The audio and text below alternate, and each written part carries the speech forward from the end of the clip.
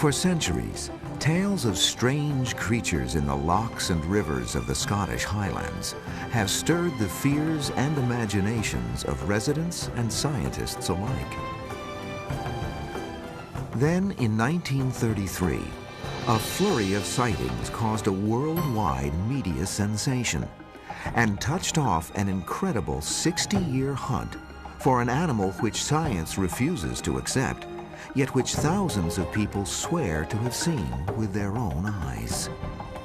Every loch in Scotland isn't talking about having a monster in it. Loch Ness is talking about having a monster in it.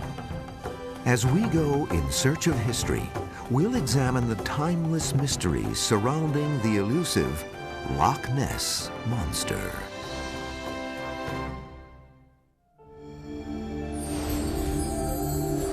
Deep in the human psyche, there lies a need to believe in something fantastic, something powerful, be it God, ghost, or monster.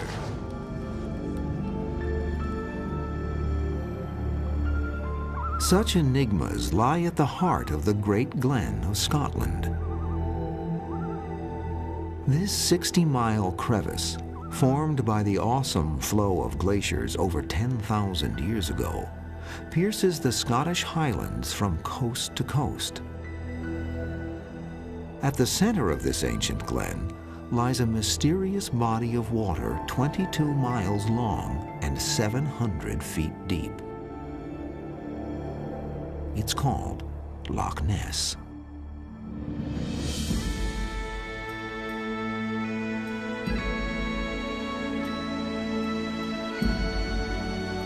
The folkloric tales of the ancient Highland Scots are filled with accounts of strange beasts called kelpies or water horses. These ghostly figures make their homes in rivers and lochs, and according to the lore, disguise themselves as horses, then wait patiently by the shore to lure innocent mortals onto their backs. And what then happens is the rider finds himself stuck to the horse, and the horse then plunges into the depths of the loch, taking the unsuspecting traveller with them. The first written record of an actual kelpie sighting dates from 565 AD, when the Christian saint Columba, while trying to convert barbaric Scottish Picts to his religion, is reported to have saved a swimmer in the river Ness from the jaws of such a beast. The blessed man raised his holy hand, saying, "Thou shalt go no further, nor touch the man." Then at the voice of the saint, the monster fled more quickly than if he'd been pulled back with ropes. Personally, I find it interesting that there is a written record of a water monster in, of all rivers, the River Ness at that time. So I'm saying it's interesting, but let's not take it for gospel just because it's written by a saint.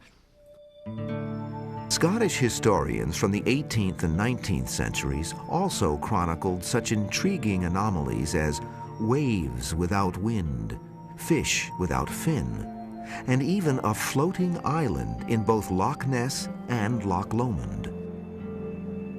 Then, in 1933, Loch Ness and its monster entered the modern age. On April 14, 1933, Mr. and Mrs. John Mackay were driving home along Highway 98 on the northeast side of the loch.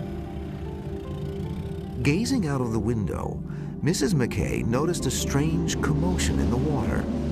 52 years later, she vividly recalls the incident. It just rose out of the water, black, wet, with the water rolling off it. And I yelled at my husband, "Stop the beast." Word of the Mackays' sighting soon reached Alex Campbell, the local water authority and part-time correspondent for the Inverness Courier. And he put in a report that a mysterious monster, possibly the Great Kelpie, had been seen in Loch Ness. And so it grew, a monstrous myth was born at that time and it grew in the newspapers. Soon more sightings were reported in the local papers. Most described several undulating humps on the surface of the water. Some were of a single hump, similar to an upturned boat, sometimes stationary, sometimes moving purposefully. Other witnesses added details like flippers or a tail, and in a few cases, a head and neck. In October, the larger British newspapers picked up the story. Within weeks, Nessie was a worldwide sensation, offering a welcome distraction from the grim economic and political news of the era, and sparking an international debate on the possible origins of such a beast.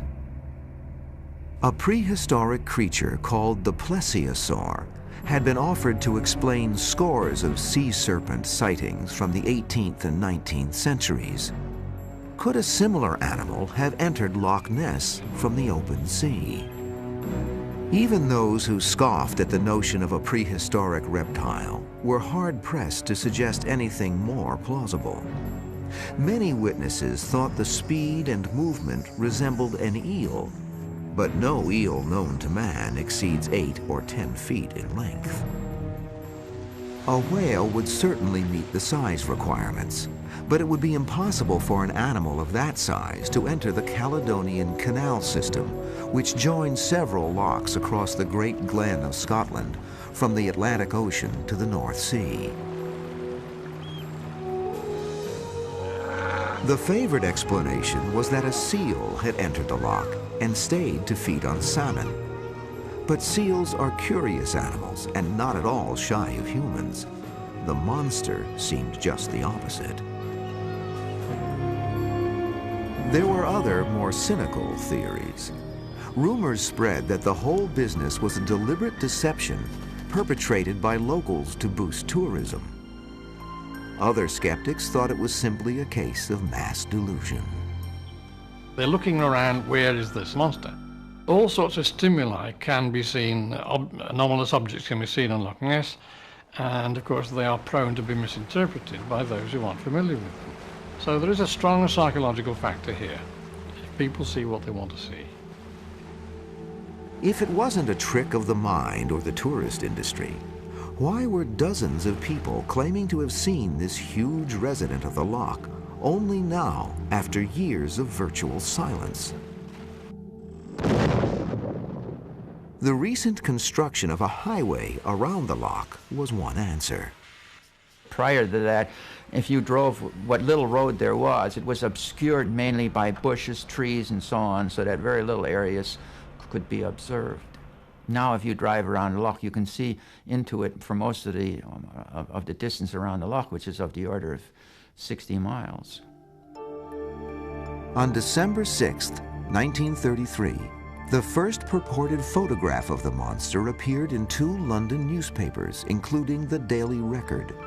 The photographer, a local man, told reporters he was walking lochside when an object of considerable dimensions rose out of the water about 200 yards away.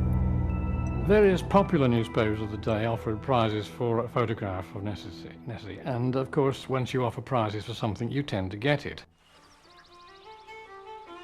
Within a week, the first motion pictures of something purported to be the monster appeared in British newsreels. Not to be outdone, the Daily Mail announced in December that it had employed big game hunter and movie director Marmaduke Wetherall. The colorful Wetherall's mission was to track the monster to its lair. He's a sort of high-profile sort of character who likes to put himself about, have his name in the newspaper, and the Daily Mail obviously think he's the man to drum up an interesting story for them, which he does very quickly. We saw this great neck emerge from the water, at least about 5 feet, we estimate, above the water, at an angle. Head and neck seem to be one, moving slowly towards the middle of the loch, rather slowly, for about 20 seconds. We never caught sight of the humps, but this great neck moving along, then it moved down with a sideways kind of motion and disappeared. And we hadn't drunk a drop of whiskey that morning.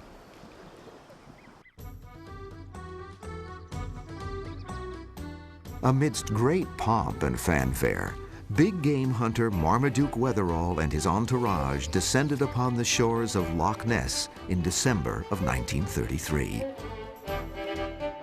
It seemed the Daily Mail had chosen the right man to stalk the elusive monster when, within days of his arrival, Wetherall announced his discovery of a mysterious footprint by the water's edge. There are raised eyebrows at the time by the locals because people think, well, this chap's either very lucky or he's very, very good. A plaster cast of the print was sent to the British Museum for analysis just before the long Christmas and New Year holiday.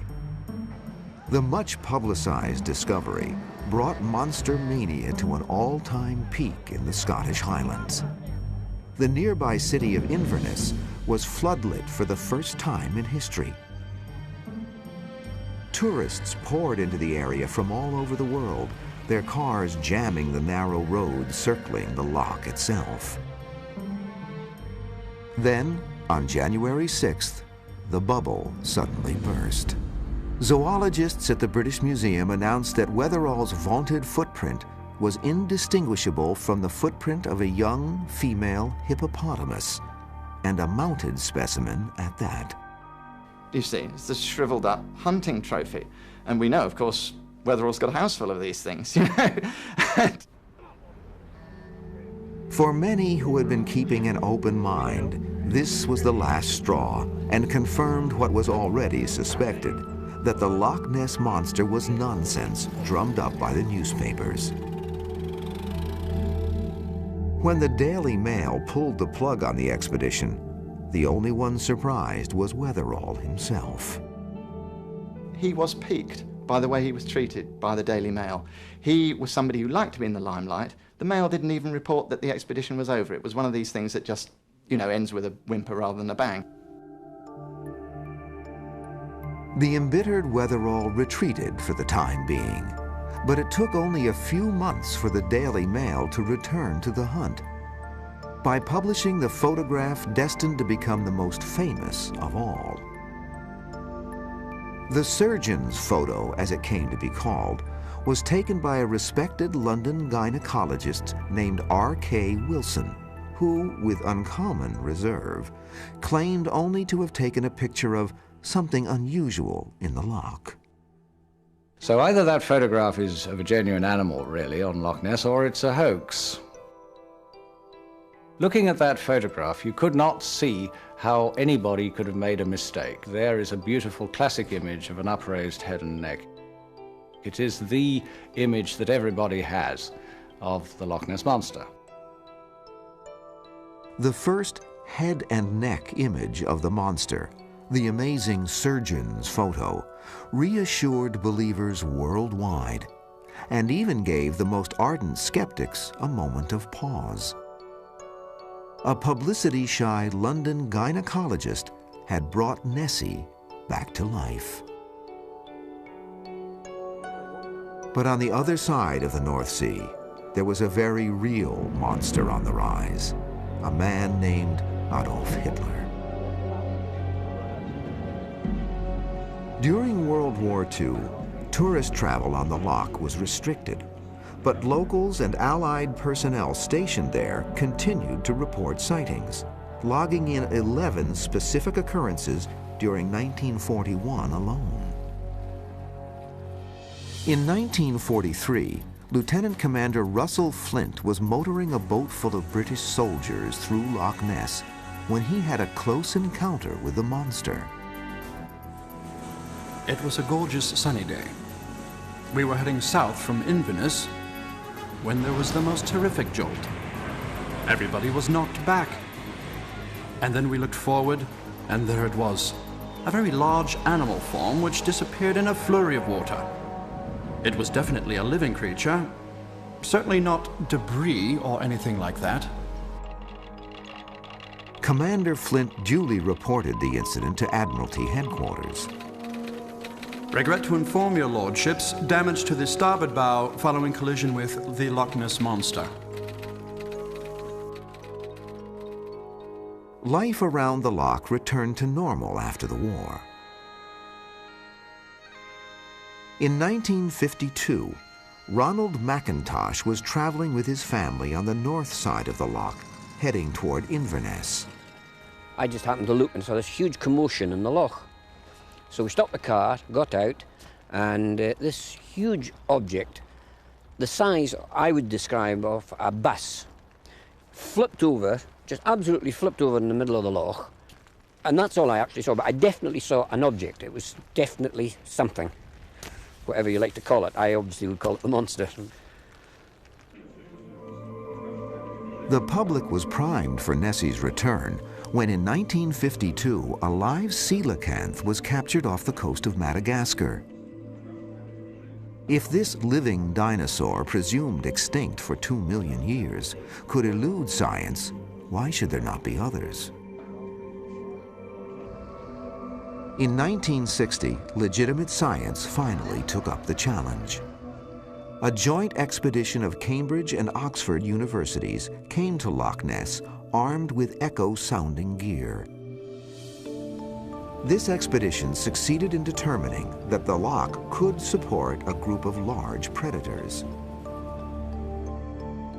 That same year, Tim Dinsdale, a British aerospace engineer obsessed with the mystery, decided to launch his own one-man expedition. On April 23rd, his 6th day on the loch, Dinsdale's 16mm motion picture camera captured a large triangular-shaped hump as it moved across the loch. Would this piece of celluloid finally provide the definitive evidence for which monster hunters had been waiting since 1933? Right in the centre of the bay, between this headland with the castle and the far one, was this large lump. It looked very much like a boat that had turned upside down.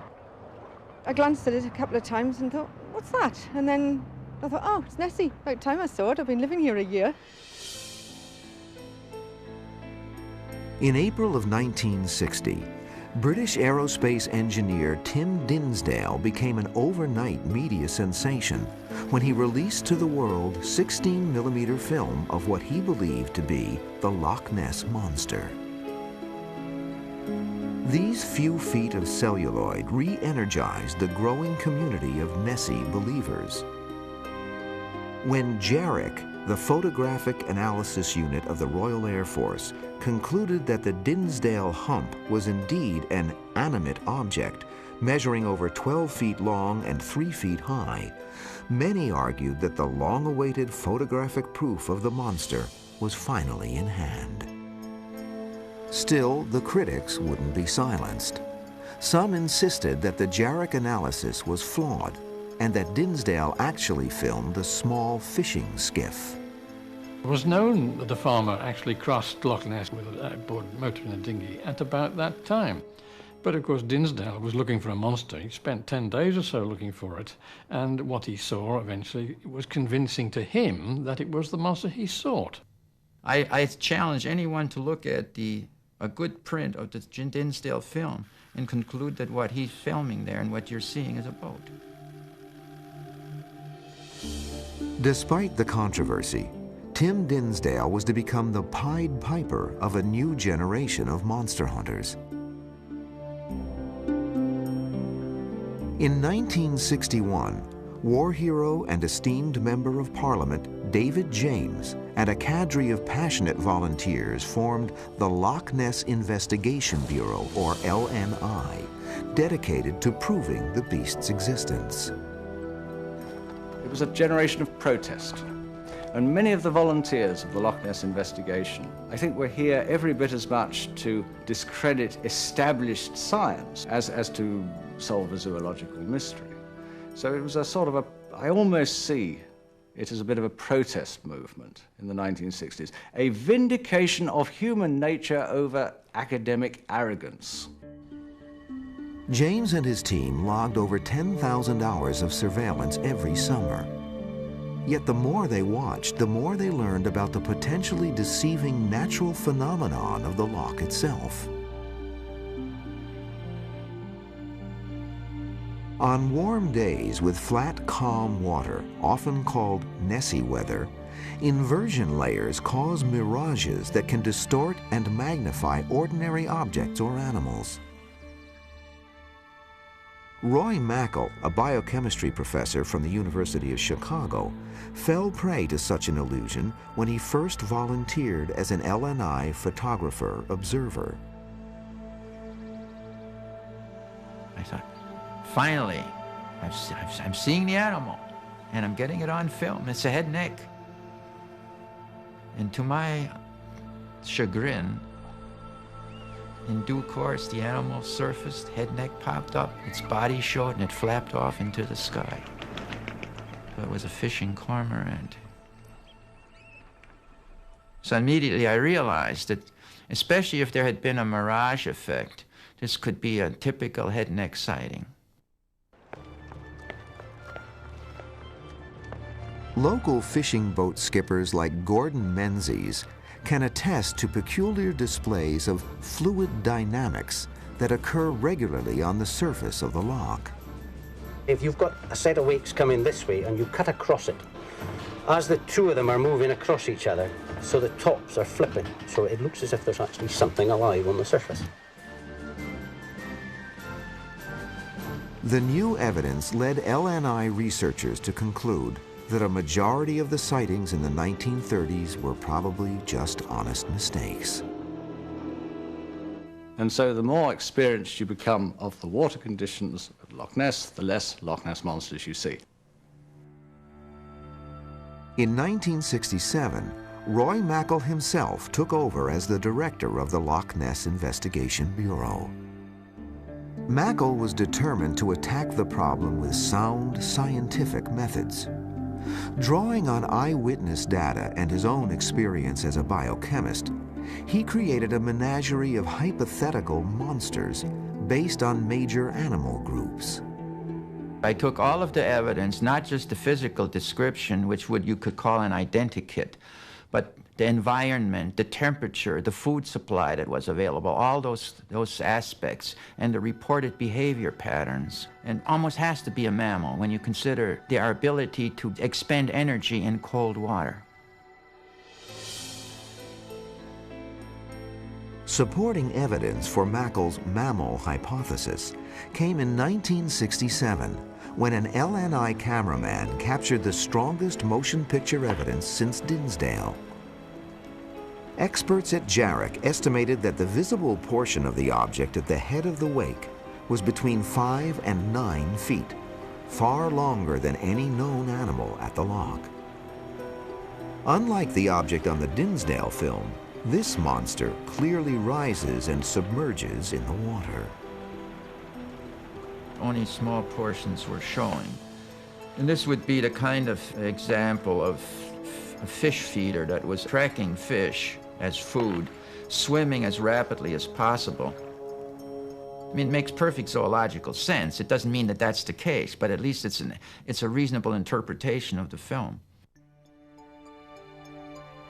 Under Mackal's leadership, support flowed to the loch in the form of corporate sponsorship. More funding meant more sophisticated methods. The most promising new avenue of research was sonar. But the skeptics pointed to the basic flaws of sonar technology as an explanation. And Loch Ness is like a trench with nearly vertical walls, and so sonar is going to be bouncing back and forward from these walls and from the bottom. It's not therefore a very reliable tool for exploring a lake, especially not Loch Ness.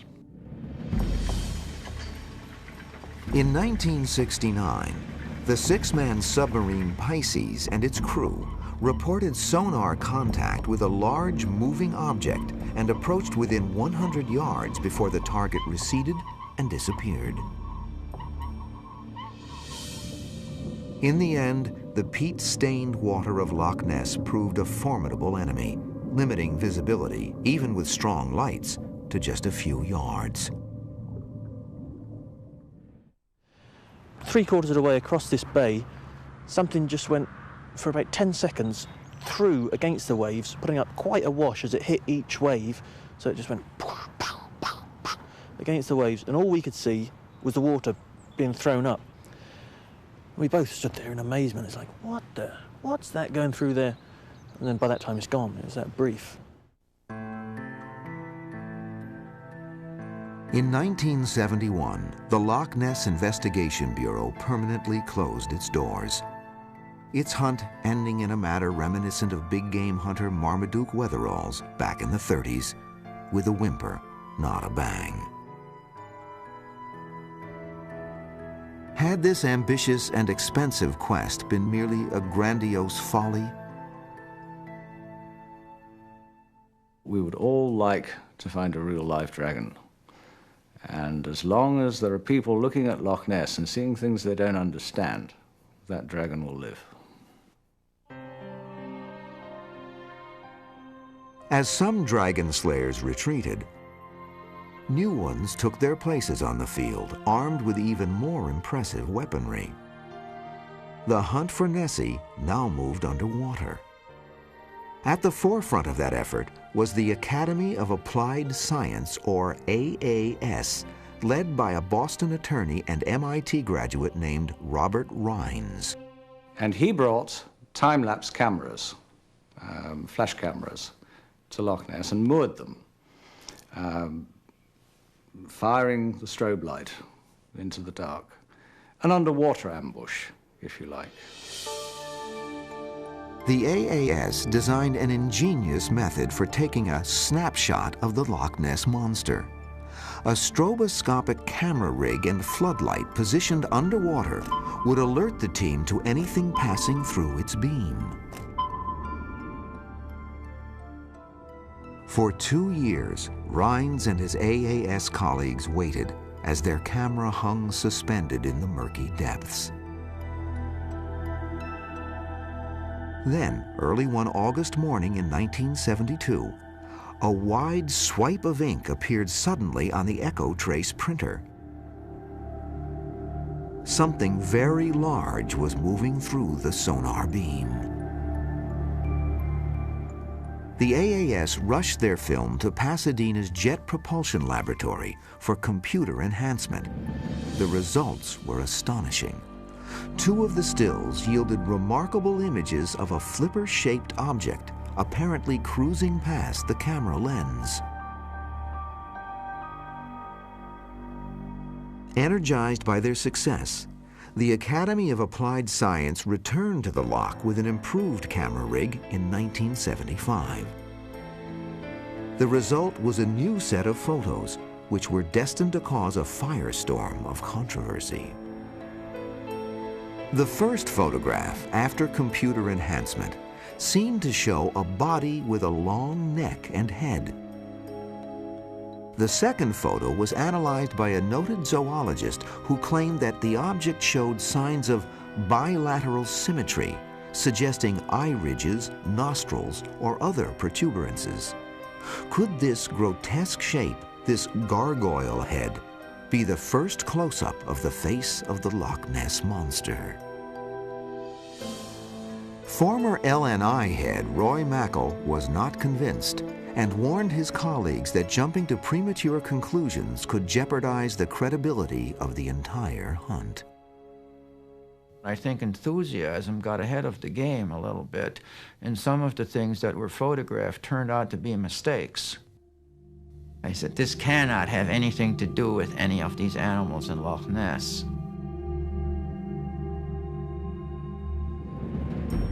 Yet the creature's fans were not to be dissuaded. That very same year, nearly 200 scientists, reporters, and members of Parliament gathered at the House of Commons to hear Robert Rines, Mackal, and others present their evidence. More than 40 years after her mystery began, Nessie would finally have her day in court. What happened is we each made our presentation with the emphasis being on the Rines photographs, the actual screening of those pictures and the discussion, the details of how those were obtained, the size, shape, and all that sort of thing. These earnest Nessie researchers were besieged with ridicule and criticisms.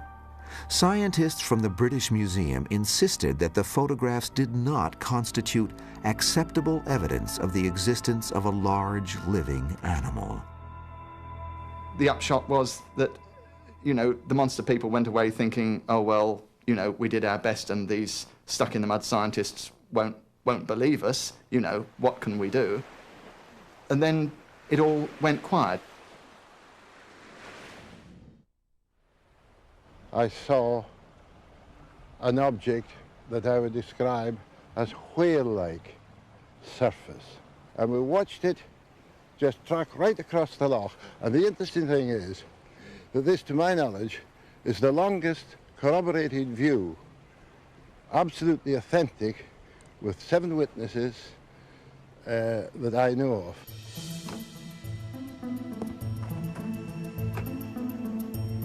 Over the years, a long list of hoaxers and opportunists have capitalized on the Nessie legend, with faked photographs and film that commanded big money from tabloids and tourists. Even more damage has been done when well-intentioned scientists allowed enthusiasm to distort their perception. In the 1980s, Robert Rines and the experiments which produced the much-touted gargoyle head photo drew fire from skeptics and true believers alike. For me personally, as a diver and as an underwater worker, I recognized those pictures as the bottom of Loch Ness, you know, the bottom of the loch. I couldn't see what all the fuss was about. Investigators soon found several serious lapses of methodology and interpretation in Rines' photographic and sonar data. The camera rig, which Rines had claimed was steady at that time, was in fact rolling about on the bottom of Loch Ness and picking up pictures of all sorts of things, including the bottom of his own boat. The picture that is alleged to show a gargoyle head is more debris on the bottom of Loch Ness. And if you rotate this picture through 90 degrees, it'll be clearly seen that it is debris on the bottom.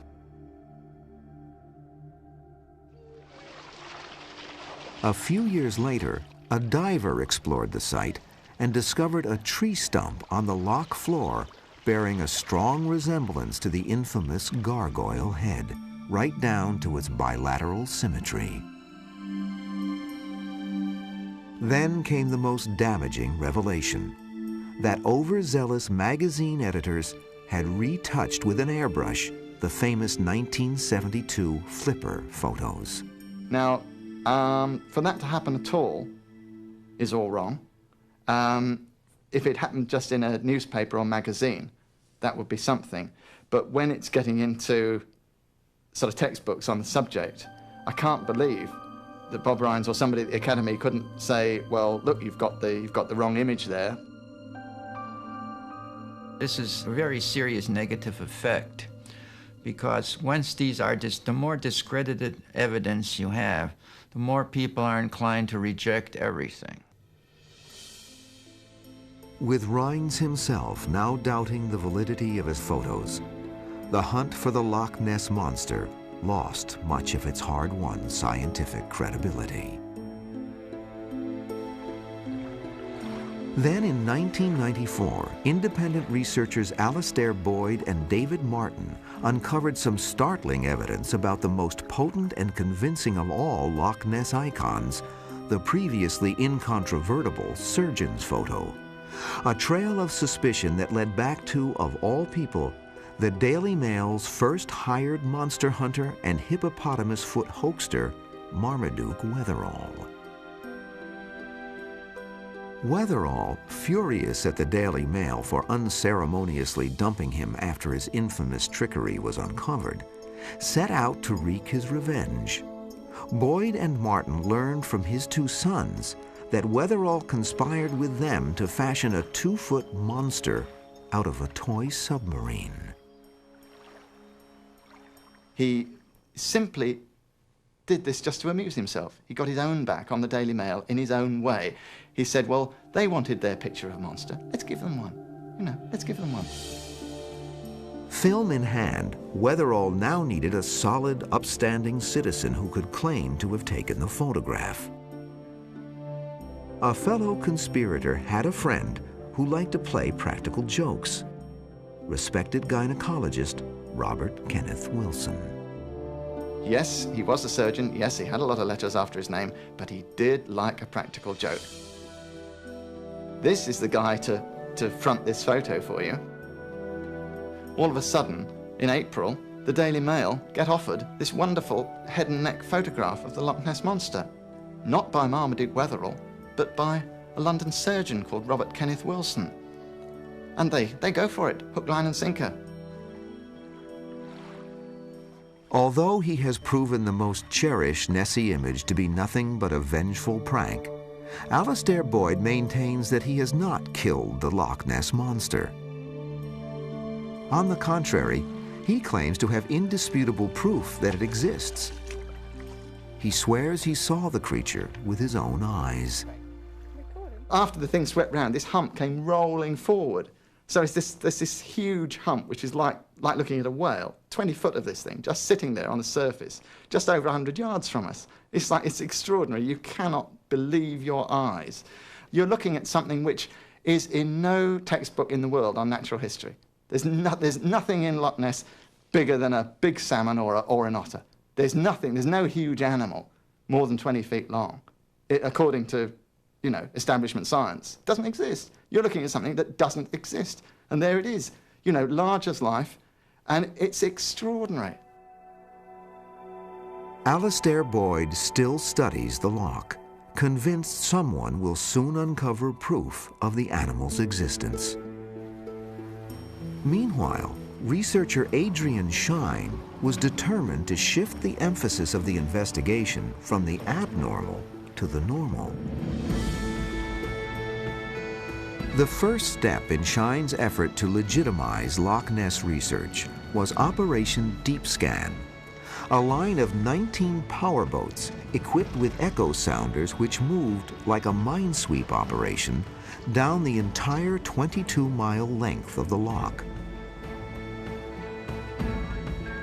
Part science, part publicity stunt, it became one of the biggest media events of 1987. But Nessie was not far from everyone's mind. We used it as another sort of mind-sweeping exercise. We were sweeping Loch Ness safe for science. That's what we were up to. On day one, Operation Deep Scan detected 3 large objects in open water, which could not be found or identified later. But on day 2, there were no unusual sonar hits. And what I ended up saying, unpopularly, was that there weren't any 30-foot plesiosaurs in Loch Ness after all, oh groans, that if there was anything behind it at all, maybe there was some big fish involved. That was about as far as I could go at the time. I, of course, have the benefit of finding so much else in Loch Ness to interest me. And perhaps I slew my dragon. I might take a personal satisfaction in that, but I don't expect anybody else to thank me for slaying theirs. Others insist that Deep Scan proved nothing except that the animals are sensitive to disturbances in their habitat, which explained the lack of hits on day 2. It's not a no-go area anymore. I mean, all right, they aren't looking for Nessie, but it is becoming safe for science. And the more that it becomes safe for science, the more chance there is that ultimately this will lead to research which will prove these animals' existence. And I mean, anything that does that, I'm very much in favour of.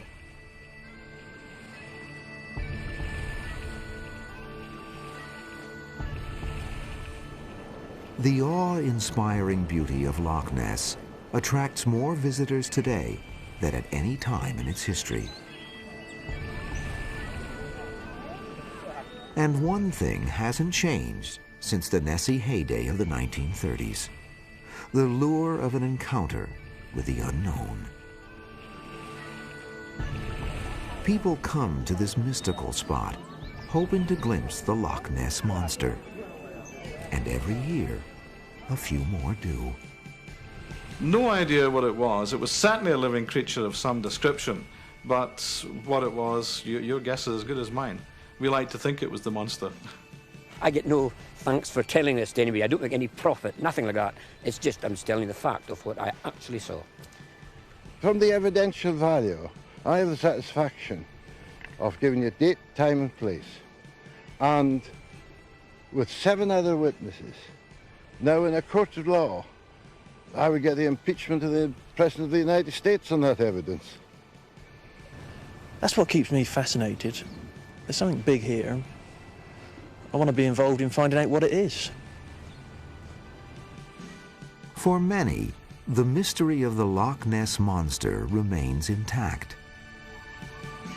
And maybe that's how it should stay. The riddle is often more fascinating than the solution for those who go in search of history.